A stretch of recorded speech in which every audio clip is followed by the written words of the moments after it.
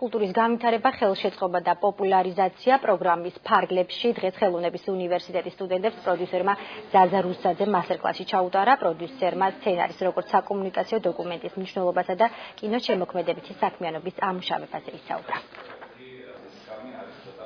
ვფიქრობ, არის ძალიან მნიშვნელოვანი ეს პროგრამა ხელოვნების უნივერსიტეტის სტუდენტებისათვის, არა მხოლოდ მასტერკლასების და საგანმანათლებლო კომპონენტის გამო, არამედ სტუდენტების თვითონ წარმოების პროცესში ჩართულობის მხრივ. შევეცდები სტუდენტებს ვესაუბრო იმ ძირითადი საფეხურების შესახებ, რომლის გავლაც მოუწევთ მათ თუ ისინი გადაწყვეტენ ფილმის გადაღებას. რამდენიმე პროექტი არის დაფინანსებული ამ პროგრამის ფარგლებში, მათ შორის არის დოკუმენტური ფილმი, როდესაც დედამიწა მსუბუქია, რომლის პროდიუსერიც გახლავართ. ამ ფარგლებში ჩატარდა კიდე რამდენიმე გადაღება, რომელშიც ჩვენ სტუდენტები მონაწილეობთ.